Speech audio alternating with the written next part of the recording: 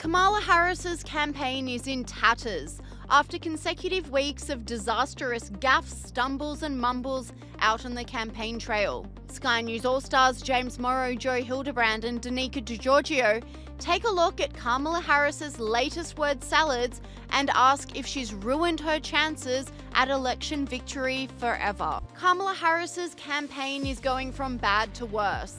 The presidential hopeful has fumbled several softball interviews over the past fortnight, was demolished during her interview on Fox News a few days ago, and missed the all-important Al Smith dinner, which gave Donald Trump free rein to roast her without a right of reply.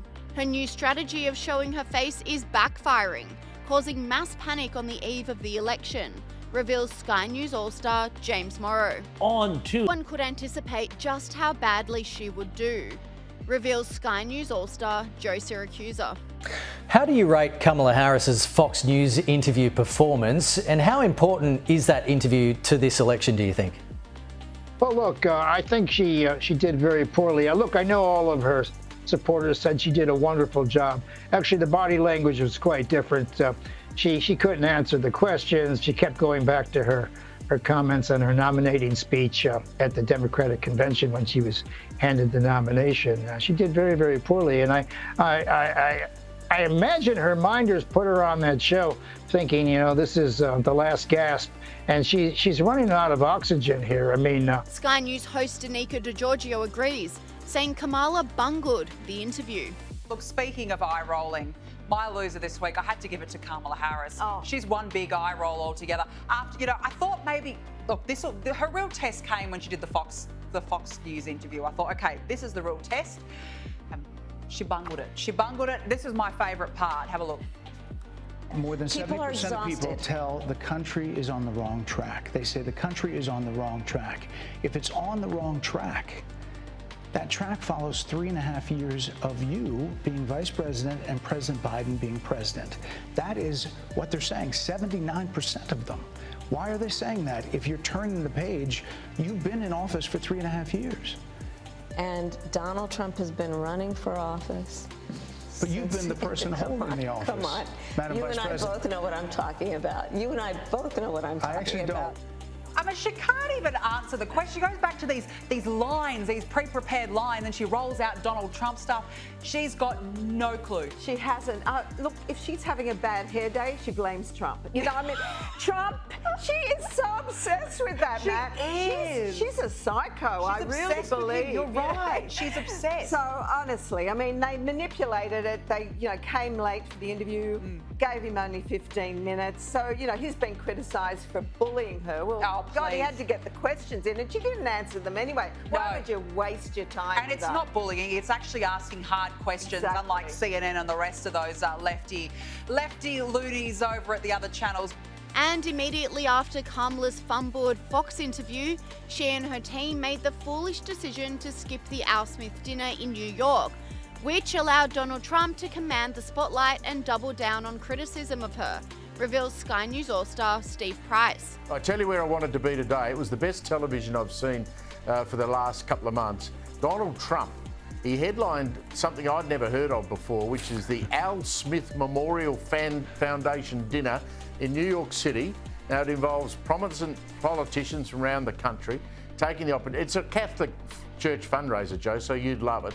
But he was allowed to get up there and have a dig at everybody in the room. And I was sitting there watching Chuck Schumer and the former governor of New York, Michael Bloomberg, sitting there with these stony faces, not wishing to smile or laugh. Have a look at the great Donald here. Have a look at this. As you may have seen, Kamala did an interview on Fox News yesterday. It went so poorly for her that the Democrats have been forced to install another 100 drop boxes throughout the city. And the upside really is Kamala now sees the benefit of deportation. She wants to deport people. She's vicious. She wants to deport people, and she wants to start by deporting Brett Baer of Fox. I tell you, he didn't back off at all. Some of the gags that were written were really tasteless. Amanda, Kamala Harris chose not to attend. Good decision, bad decision? I think it's a bad decision. If you're wanting to lead a country, you're going to have to attend things you like and you don't like. That's just part of the role.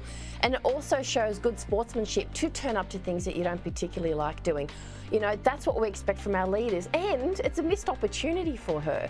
If you turn up and you can engage and you can show people that I'm lighthearted, but I can still, you know, be in the same room as my opposition, people would actually respect you for that. James Morrow agreed, exposing Donald Trump's genius in roasting Kamala Harris. Naturally, Kamala Harris was the target of much of the routine. Have a look at this. Campaigning can take a toll on a family and family life, although I hear that Kamala and her husband carve out some really beautiful alone time at the end of the day for an intimate dinner, just Doug, her, and the teleprompter that she uses quite well.